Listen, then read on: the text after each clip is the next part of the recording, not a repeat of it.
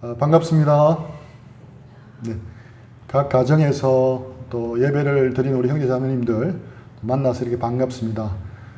오늘은 8월 30일 주일입니다. 우리 다 함께 마음과 정성을 들여서 각 가정에서 주일 예배를 드리도록 하겠습니다. 그럼 묵도함으로 예배를 시작하도록 하겠습니다.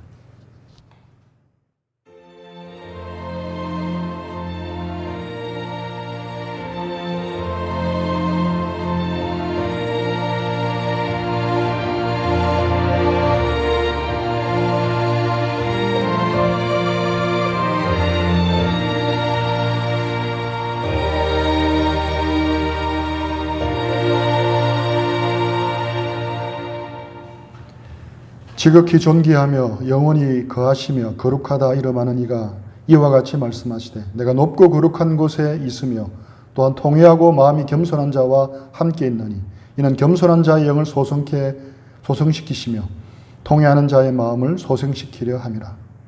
하나님 아버지, 거룩하신 하나님 앞에, 존귀하신 하나님 앞에 감히 나갈 수 없지만 우리의 부족한 모습 이대로 주님 앞에 나아갑니다. 예수 그리스도 십자가의 보혈을 의지하고 주님 앞에 나아갑니다.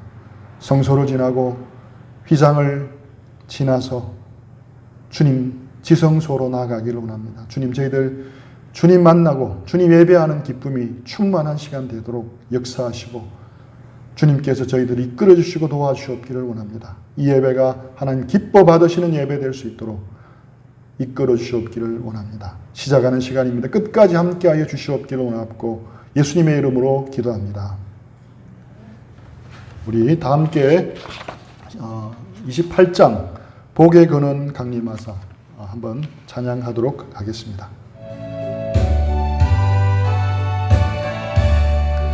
복의 근원 강림하사 찬송하게 하소서. 한량없이 자비하신 측량할 길 없도다.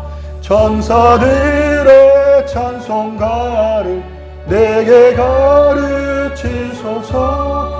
구속하신 그 사랑을 항상 찬송합니다. 주의 크신 본받아 이때까지 왔으니 이와 같이 천국에도 이르기를 바라네.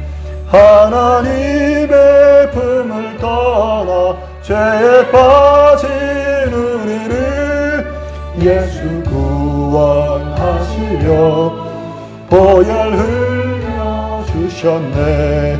주의 귀한 은혜 받고 일생 빚진 자 되네. 주의 은혜 사슬께서 나를 주께 베셔서 우리 영은 연약하여 범죄하기 쉬우니 하나님이 받으시고 천국인을 치소서.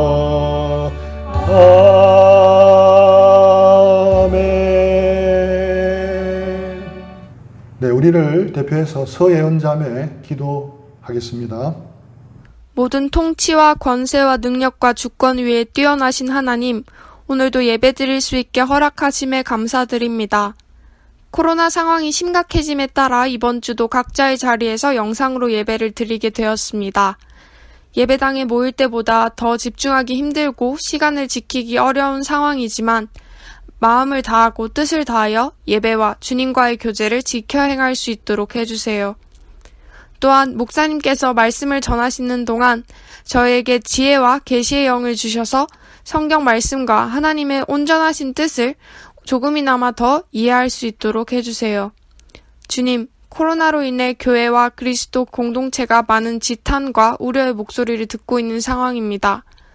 하나님의 뜻에 벗어난 부분이 있다면 이번 상황이 이 잘못들을 올바르게 고치는 기회로 사용되게 해주세요. 또한 공동체로서의 교회의 역할이 지켜지게 하시고 대면하기 힘든 상황 속에서도 주님에 대한 감사와 사랑에 대한 증거가 끊임없이 공유될 수 있도록 힘주세요.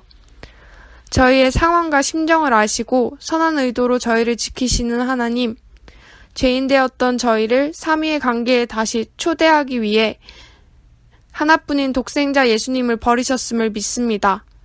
또한 저희를 구원하기 위해 죽으셨다가 3일 만에 살아나신 예수님을 진정으로 믿습니다. 이 엄청난 구원의 복음을 늘 기억하며 그리스도인으로서 세상의 빛과 소금의 역할을 담대히 수행할 수 있도록 해주세요. 너희는 너희가 하나님의 성전인 것과 하나님의 성령이 너희 안에 계시는 것을 알지 못하느냐?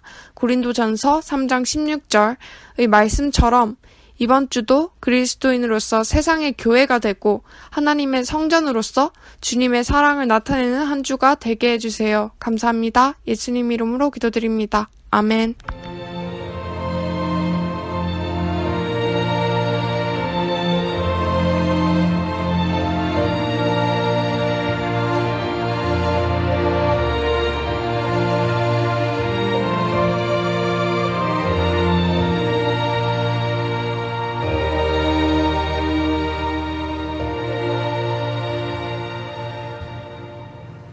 네, 우리 다 함께 사도신경으로 신앙 고백하겠습니다.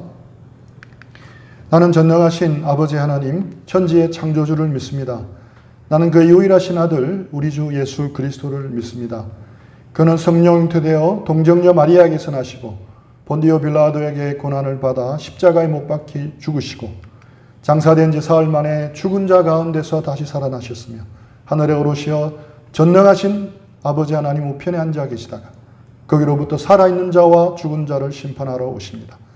나는 성령을 믿으며 거룩한 공교회와 성도의 교제와 죄를 용서받는 것과 몸의 부활과 영생을 믿습니다.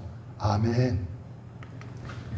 네, 우리 오늘 본문 말씀 다 함께 우리 한 목소리로 읽겠습니다. 3절이기 때문에 우리 다 함께 한 목소리를 읽겠습니다. 에베소서 2장 1절부터 3절 말씀입니다. 같이 봉독하도록 하겠습니다. 그는 허물과 죄로 죽었던 너희를 살리셨도다.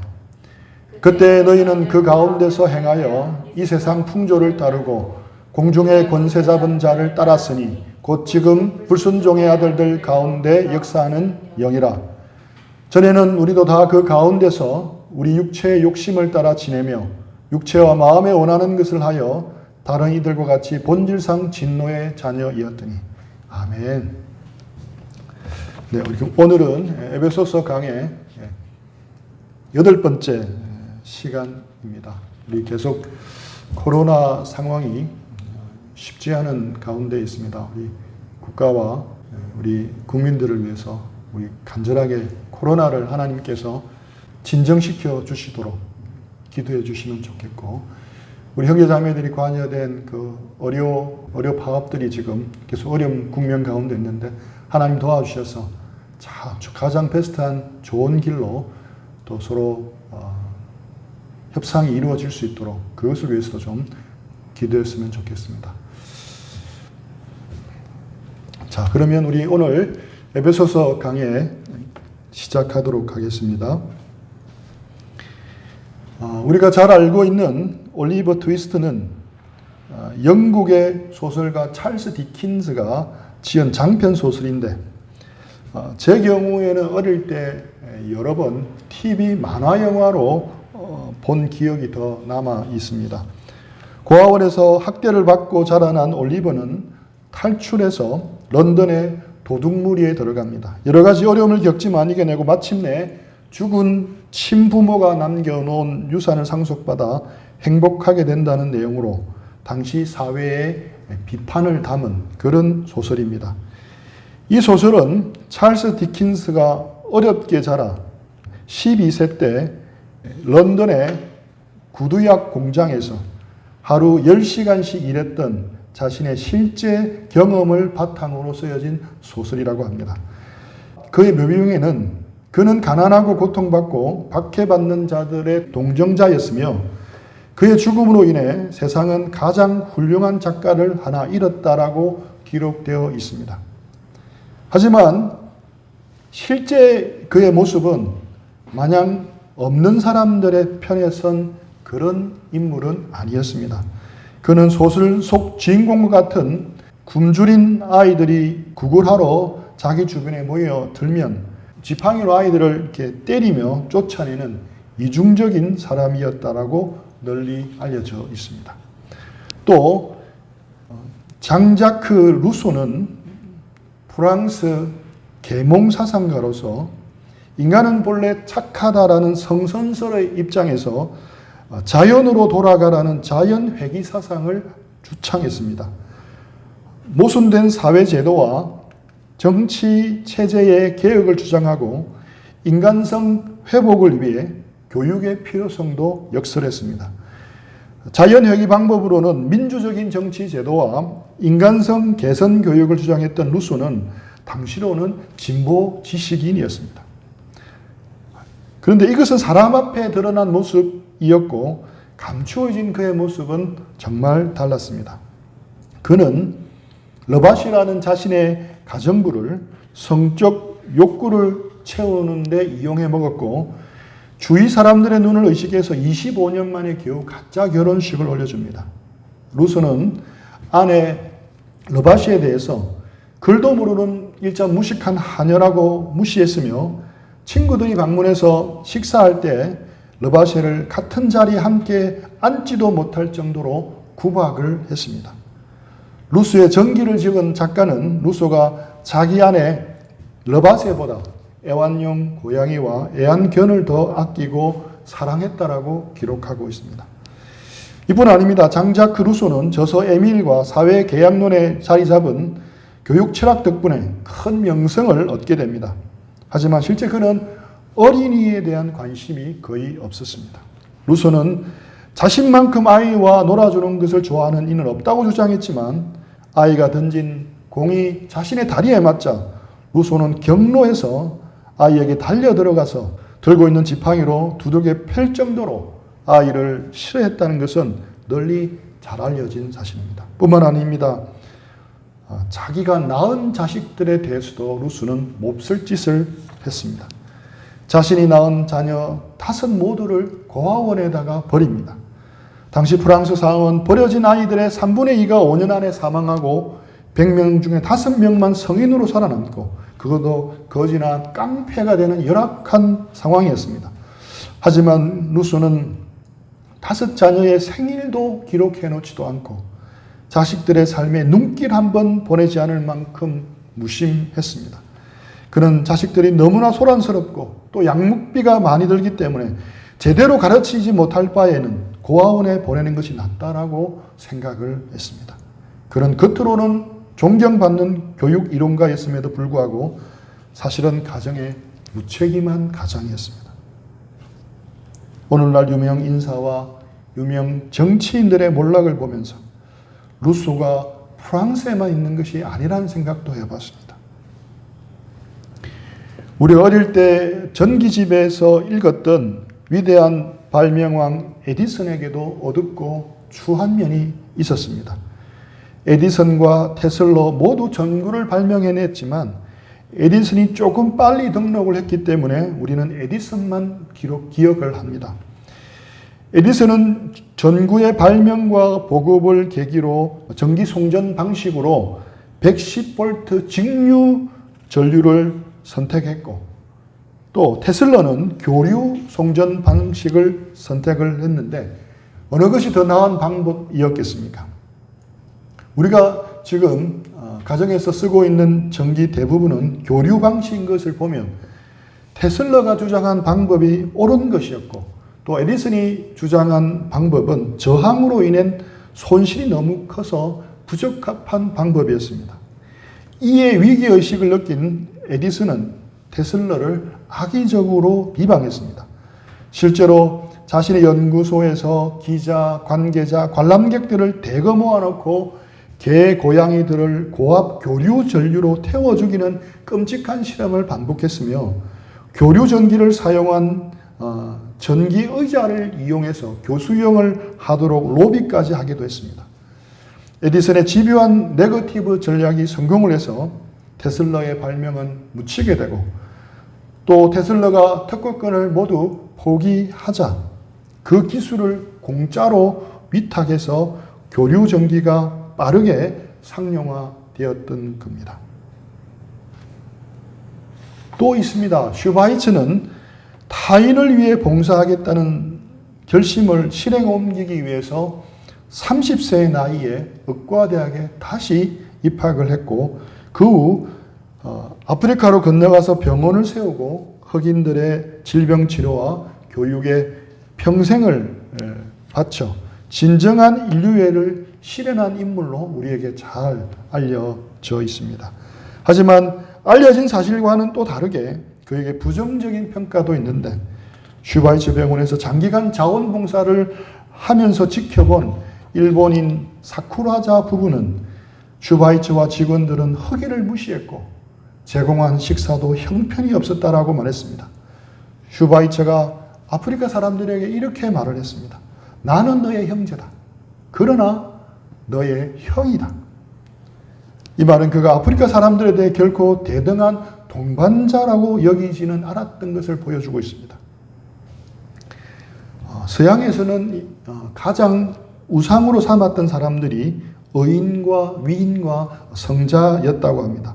그런데 파스칼은 단호하게 이야기합니다. 나는 이 세 가지 단어를 신뢰하지 않는다. 나는 의인이나 위인이나 성자가 존재한다는 것을 믿지 않는다. 이 땅에는 오직 한 종류의 사람들이 존재하는데 그들은 죄인이다. 라고 말합니다. 제가 오랜 세월을 산 것은 아니지만 파스칼의 이 말에 전적으로 동의가 됩니다. 우리 목사님 최고 하며 따르는 교인을 보면 한편으로는 참 부러운 마음도 들지만 한편으로는 저거 참 위험한 일인데 하는 생각을 해보기도 합니다. 최근 우리는 매스컴을 통해서 한 개인을 지나치게 높이고 추종할 때 생기는 병폐들을 뼈아프게 바라보고 있습니다. 사람은 믿고 의지하고 신뢰하고 따라야 할 존재가 아닙니다. 불쌍히 여겨주고 사랑해 줘야 할 존재입니다. 제 짧은 신앙의 여정을 봐도 정말 그렇구나 하는 생각을 하게 됩니다. 개인만이 아닙니다. 이런 개인들이 모여서 집단을 이루게 되면 이상한 면죄부가 생겨서 더 추악한 이중성을 드러내곤 합니다. 1994년 4월 라일락이 한창이던 그의 4월부터 불과 100일 동안 르완다 국민 100만 명이 죽음으로 내몰린 대학살 사건이 일어났습니다. 거의 하루에 1만 명이 죽어 나간 셈입니다. 10,000명이면 죽은 시신을 쌓아도 큰 언덕을 이룰 정도입니다. 그런데 당시 죽은 100만 명 가운데 30만 명이 어린아이였다고 합니다. 또 10만 명의 고아가 발생하고 200여만 명의 난민이 발생한 인류 최대의 재앙이며 상상을 초월한 대학살 사건이었습니다. 왜 이런 그러면 사건이 벌어졌겠습니까? 르완다 내전의 뿌리는 1916년 벨기에 군대가 르완다를 점령하고 지배하는 데까지 거슬러 올라갑니다. 벨기에는 1916년부터 40년 가까이 르완다를 지배하면서 철저히 종족 분리 및 차별 정책을 실시합니다. 르완다에서 다수를 85% 다수를 차지하는 후투족을 고립시키고 15%에 해당하는 소수 부족인 투치족을 우대합니다. 소수인 투치족에게 종족적 우월성을 부여하고 종족의 실체를 엄격히 분리하는 신분증까지 발급해 줍니다. 그들에게 더 나은 경제, 정치, 교육의 특혜를 베풀고 그 대신 후투족에 대한 통제권을 대신 행사하도록 했습니다. 벨기에는 의도적으로 한쪽에만 특혜를 베풀면서 투치족과 후투족의 반목을 키워가도록 만들었습니다. 다수 후투족의 반발과 분노가 커가는 것은 너무나 당연했지만 서방 제국들은 그것을 그냥 방치하는 것이 더욱 효율적이었습니다. 르완다의 종족 간 내부 반목을 확대 조명함으로써 그들을 식민 지배하는 합리와 명분을 국제사회에서 얻을 수 있었기 때문입니다. 대학살 사태의 이면에는 이러한 교묘한 서방의 분리주의적 식민 정책이 있었던 것입니다. 그 역사적 비패는 르완다뿐이 아닙니다. 라이베리아 내전에서는 40만 명, 콩고 민주공화국에서는 연 인원 400만 명이 내전으로 사망을 합니다. 모두가 강대국들의 자기중심적인 오만과 분리주의 식민 정책의 결과라는 것을 지금의 역사가 우리에게 말해주고 있습니다. 주일부터 왜 이런 어린스럽지 못하게 마음 심란한 이야기를 하느냐고 반문한 사람이 있을 것 같습니다.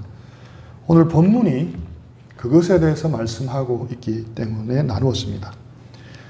우리는 이런 이야기를 들으면 어떤 생각이 떠오릅니까?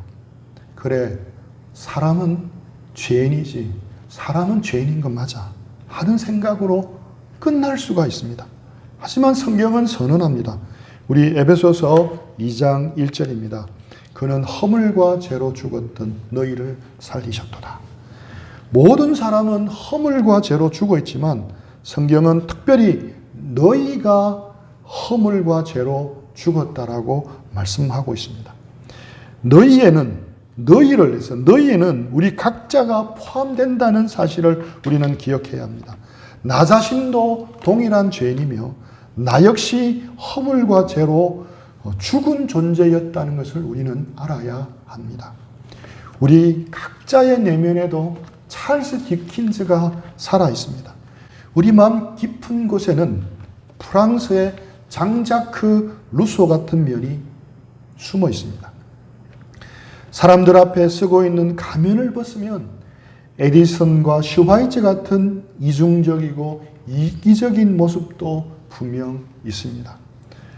서구 열강들이 자기 민족과 나라만을 위해서 몹쓸 짓을 한 모습이 우리에게도, 우리가 속한 집단 속에도 얼마든지 있다는 것을 우리는 명심해야 합니다.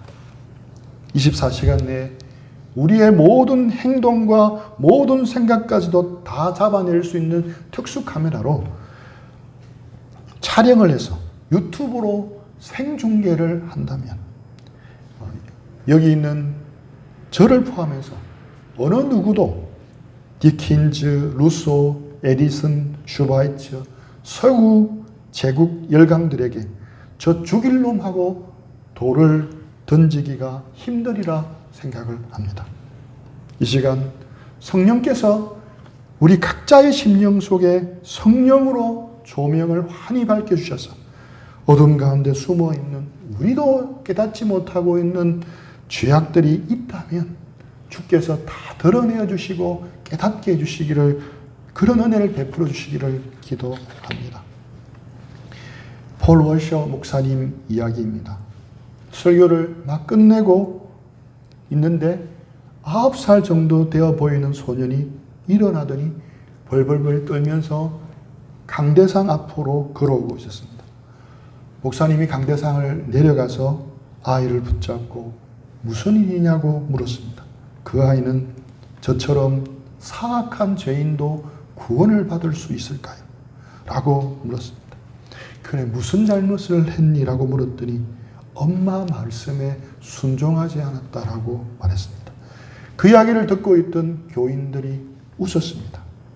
목사님은 웃는 교인들에게 말씀했습니다. 웃지 마세요. 지금 주님께서 무슨 일을 하고 계시는지 아시나요? 하나님께서는 우리 모두가 가져야 할 자세에 대해서 지금 이 아이를 통해서 말씀하고 계십니다. 하나님께서는 그 아이의 작은 죄가 심판을 받아 예수님으로부터 영원히 분리된 채 지옥에 가기에 충분하다는 것을 말씀하고 계시는 것입니다. 우리의 문제는 죄의 심각성을 깨닫지 못하는 것에 있습니다.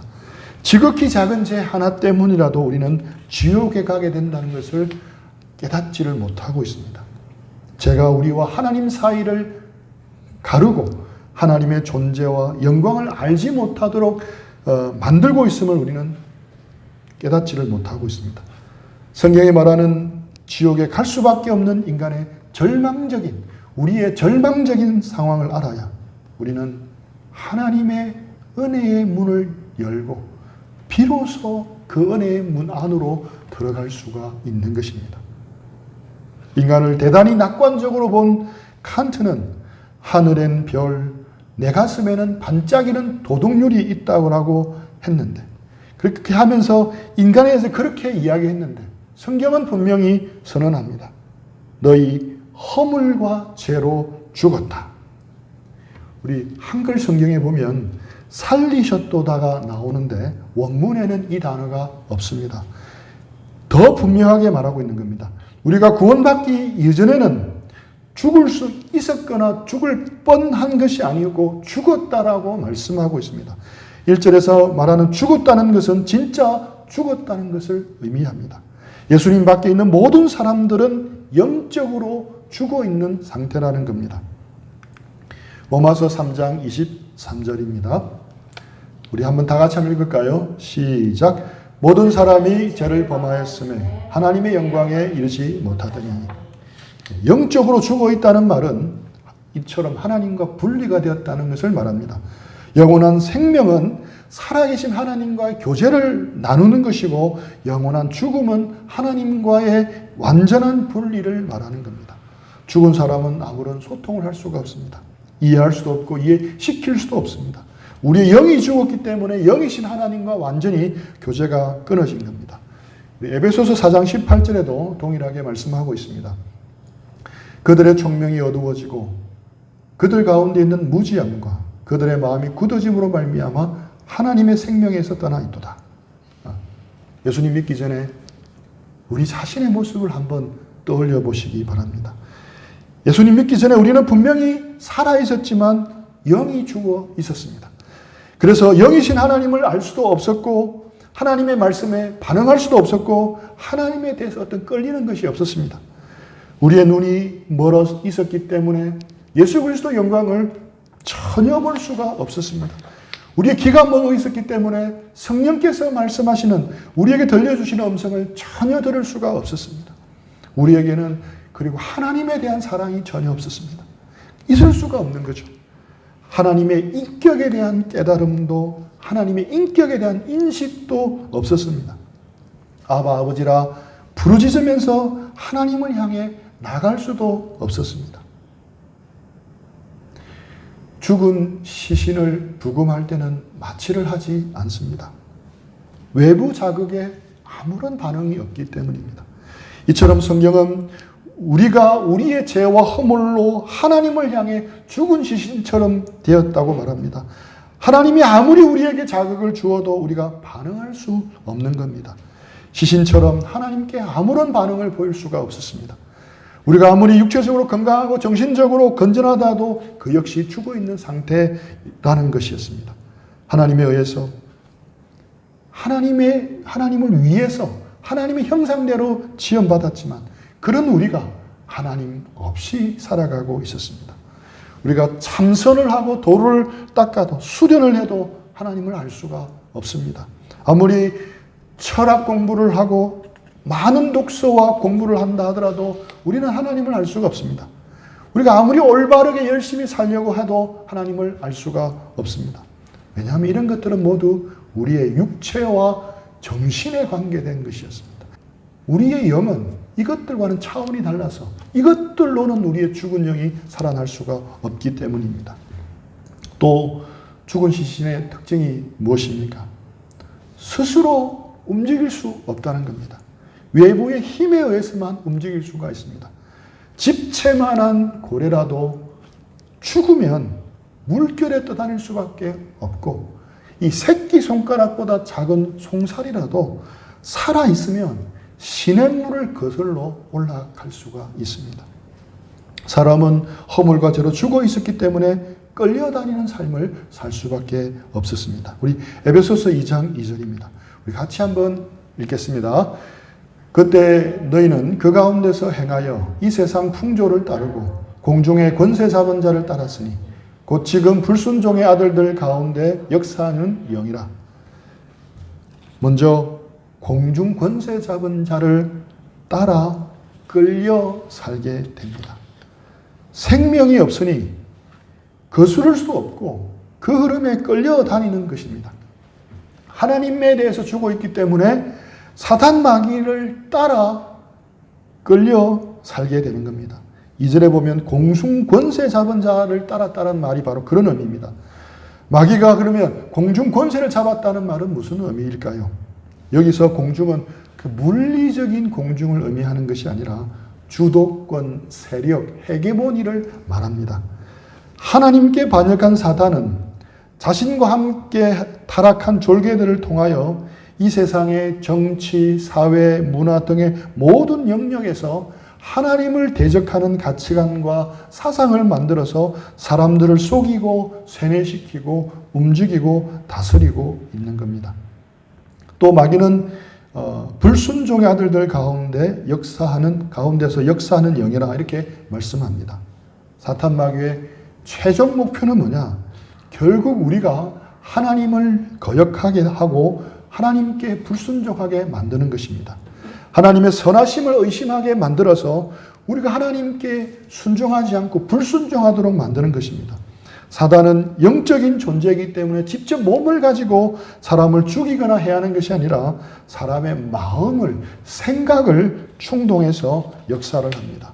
사람의 마음과 감정을 자극해서 하나님께 대한 반감과 의심과 분노를 불어넣고 하나님을 향해서 불평하고 하나님께 불순종하도록 만듭니다.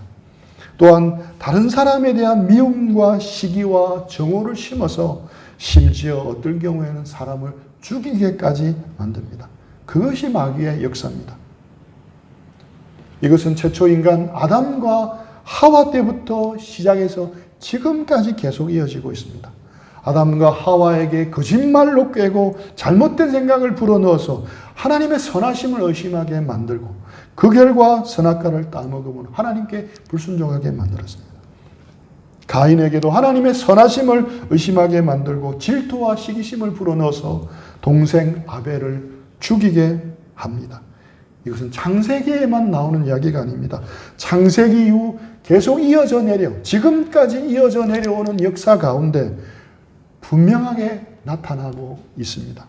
그리고 멀리 가지 않아도 바로 고개를 숙이고 우리의 모습과 우리의 마음을 살펴보면 이것은 충분히 알 수가 있는 내용입니다. 또한 마귀는 이 세상 풍조를 만들어서 사람들에게 역사합니다. 이 세상의 헛된 가치관, 그릇된 가치관을 만들어서 사람들을 이끄는 겁니다. 그러나 분명히 알아야 할 것은 마귀는 처음부터 거짓말장이라는 겁니다. 행복을 약속하지만 결코 행복을 주지 않습니다. 자유를 보장하지만 결코 자유를 보장해 주지 않습니다. 능력을 줄 거라고 약속하지만 결국 능력을 주지는 않습니다. 그저 공수표를 남발하는 겁니다. 사람들이 그냥 사는 게 아니라 다 시대마다 그 시대의 사조를 따라 살아갑니다. 그런데 세상 가치관은 그냥 생기는 것이 아니라 공중 권세 잡은 마귀의 작품이라는 겁니다. 물론 이 세상 가치관, 이 세상 사람들이 가지고 있는 가치관이 모두 잘못되었다는 말은 결코 아닙니다. 우리는 그 세상 가치관 가운데서 잘못된 부분을 분별해 낼 줄 알아야 한다는 의미를 말씀드리는 겁니다. 분별력은 생각만큼 쉽지를 않습니다. 그 가운데 살아가다 보면 나도 모르게 어느새 익숙해지기 때문입니다. 그래서 성경은 우리에게 권면을 하고 있습니다. 로마서 12장 2절입니다. 너희는 이 세대를 본받지 말고 오직 마음을 새롭게 함으로 변화를 받아 하나님의 선하시고 기뻐하시고 온전한 뜻이 무엇인지 분별하도록 하라.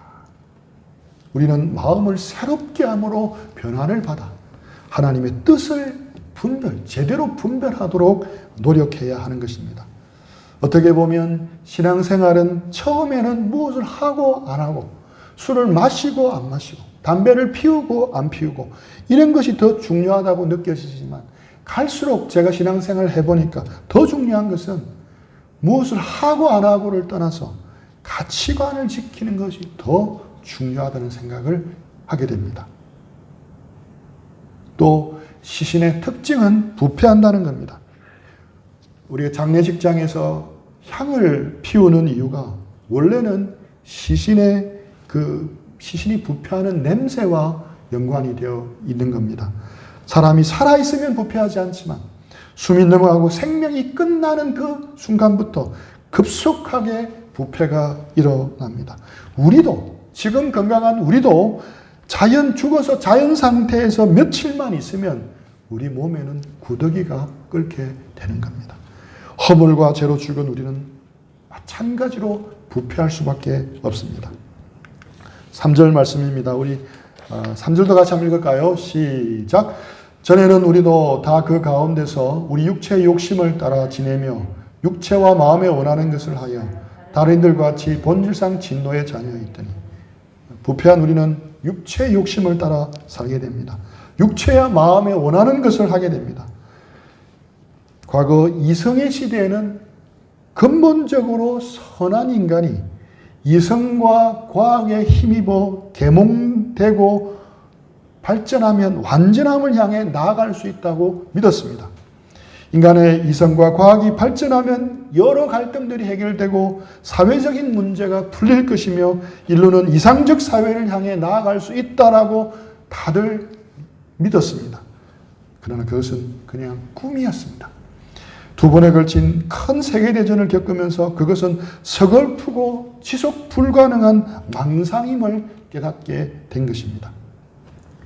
나치 강제 수용소를 생각할 때 인간은 저녁에는 위대한 시를 읽고 위대한 곡을 연주하고 다음 날 다른 인간을 대량 살상하는 일을 그 일에 참여할 수 있는 존재라는 것이 드러났습니다.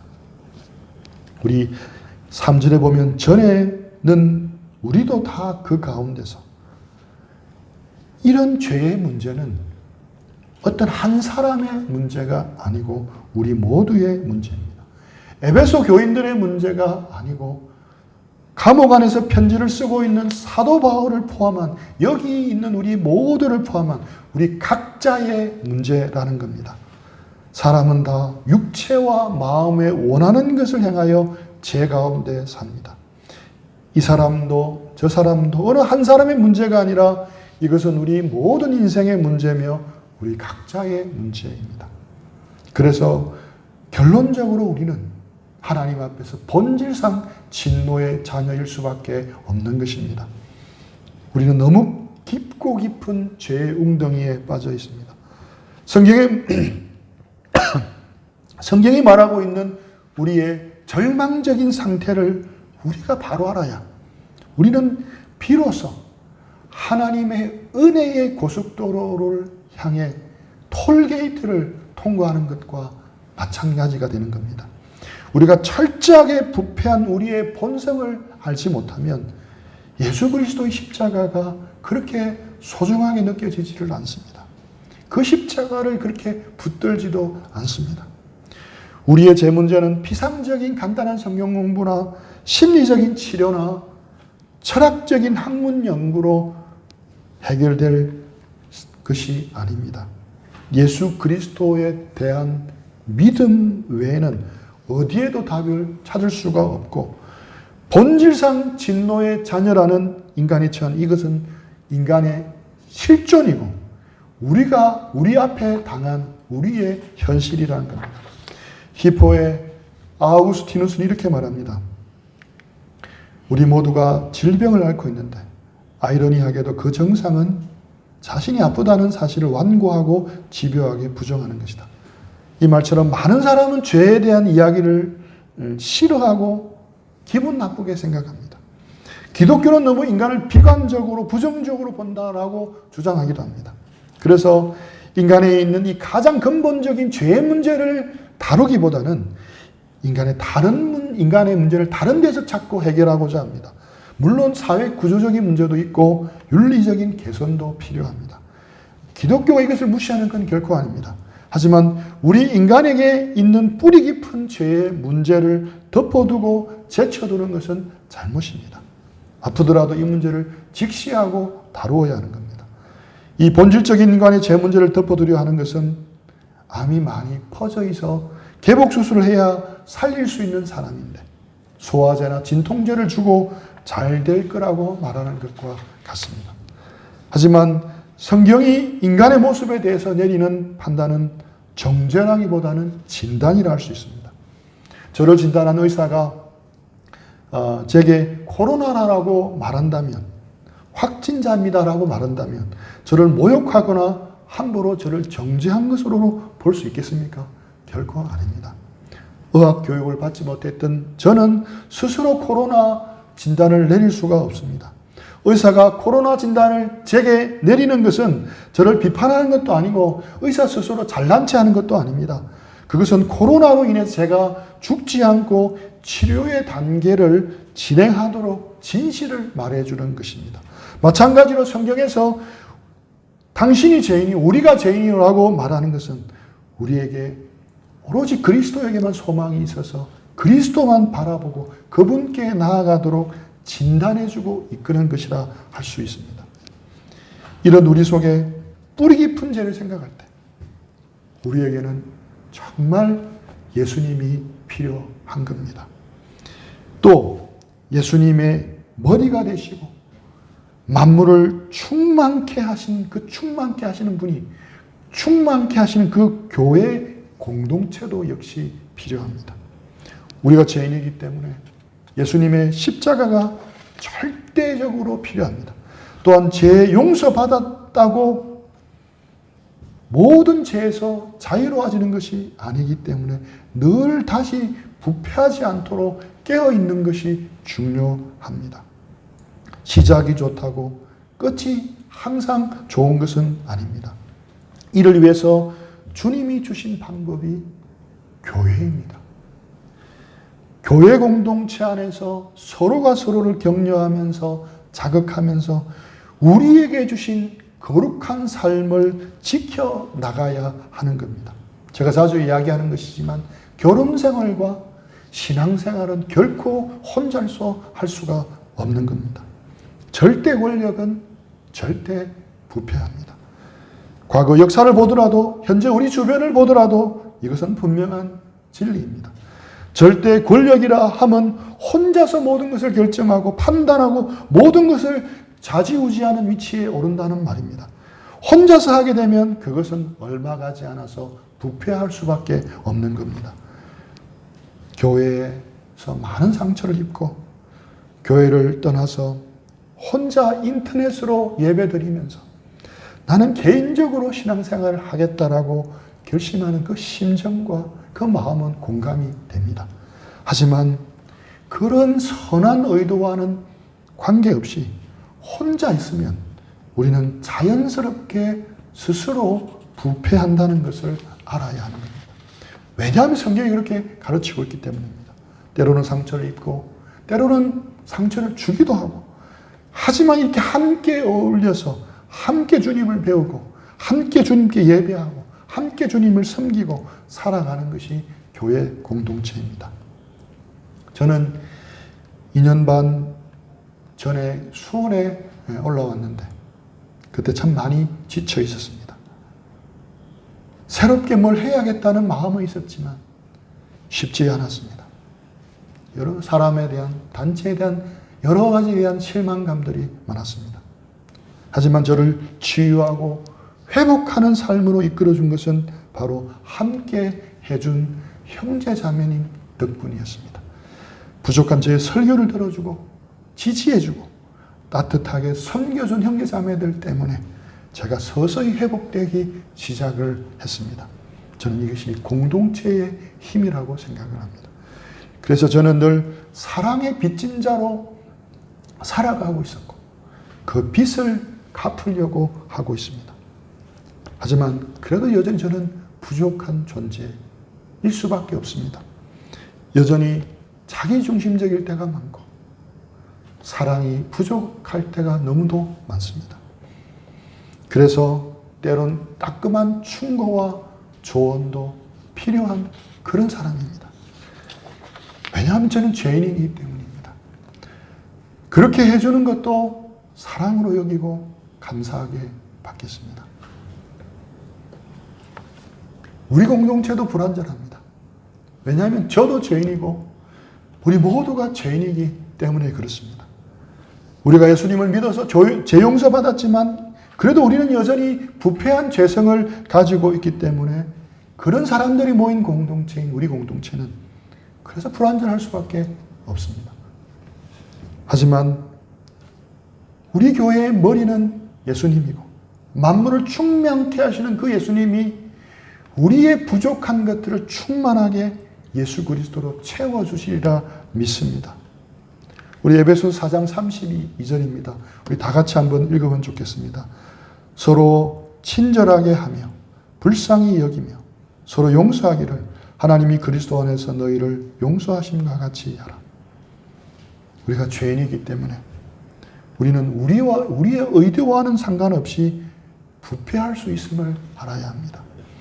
우리 모두가 죄인이기 때문에 우리 교회는 불완전해서 상처를 주고 상처를 받을 수밖에 없습니다.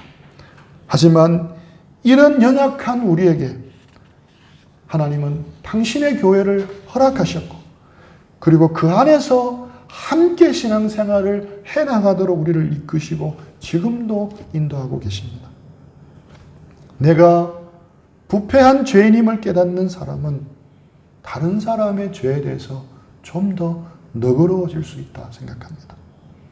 우리가 이것을 기억하고 우리는 서로 친절하게 대하고 불쌍히 여기고 서로 용서하기를 힘써야 되는 겁니다. 부족한 죄인들의 공동체이지만 함께 서로 붙들어주고 격려해주고 때로는 함께 같이 가고 채찍질도 해주고 그렇게 하면서 우리 모두가 주님 앞에 설 그때까지 함께 가는 그런 복이 우리 모두에게 주어지기를 축복하면서 기도합니다.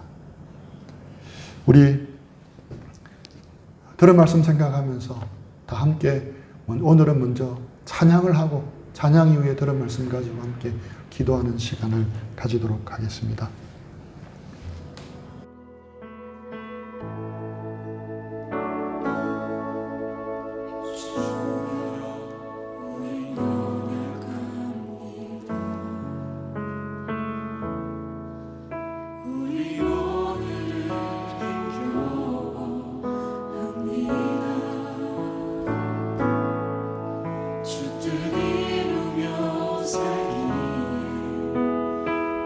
부족한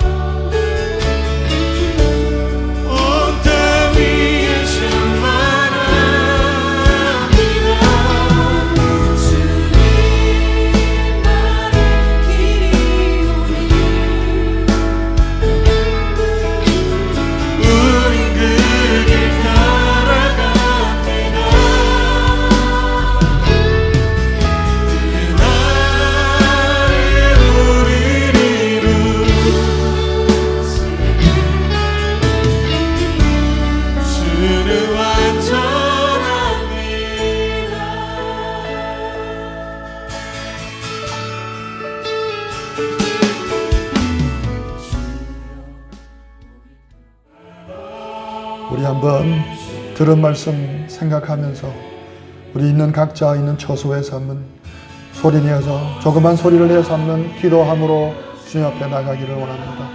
주께서 우리 속에 숨은 죄악들, 깨닫지 못한 죄악들 깨닫게 하시고 주님 앞에 나아가고 그 깨닫는 것을 통해서 주님의 십자가 온전히 붙들 수 있도록 한번 기도하며 나가겠습니다. 기도하겠습니다.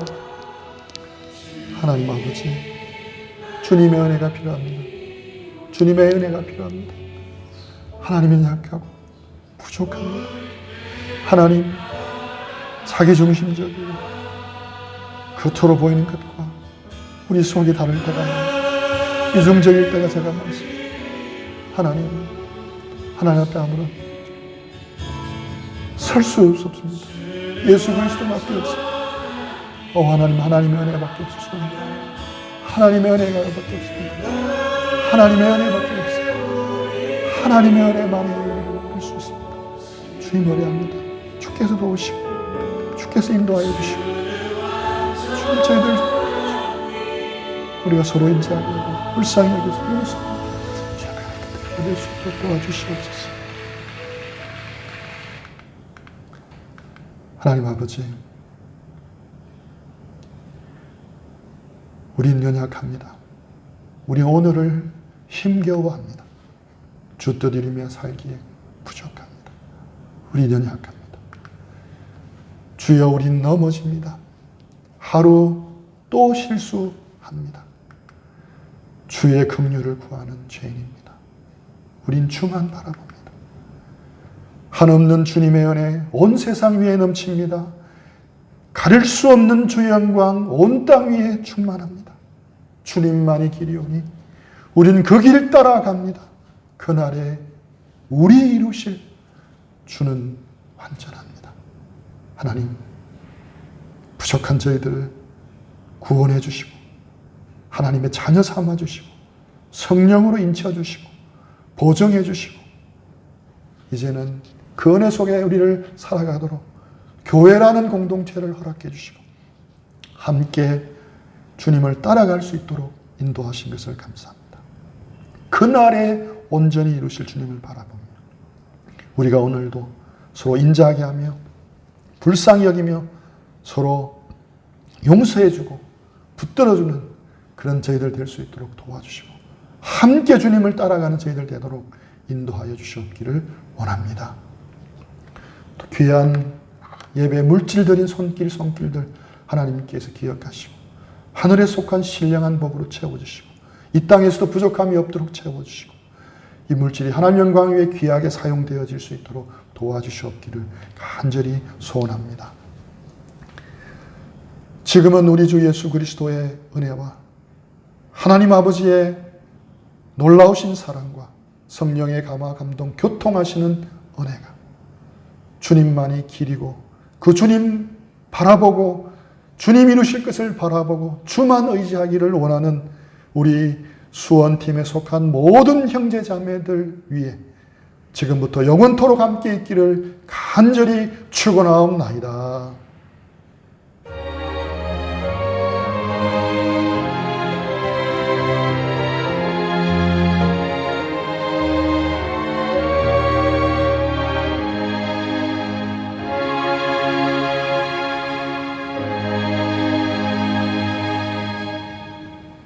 모든 예배를 마쳤습니다. 각 가정에서 맛있게 점심을 드시고 또 우리 다음 주 온라인 예배 때 함께 보도록 하겠습니다. 한 주간 여러 가지 어려운 상황 가운데서도 씩씩하고 건강하게 모두 잘 있기를 바랍니다. 우리 다음 주에 뵙겠습니다.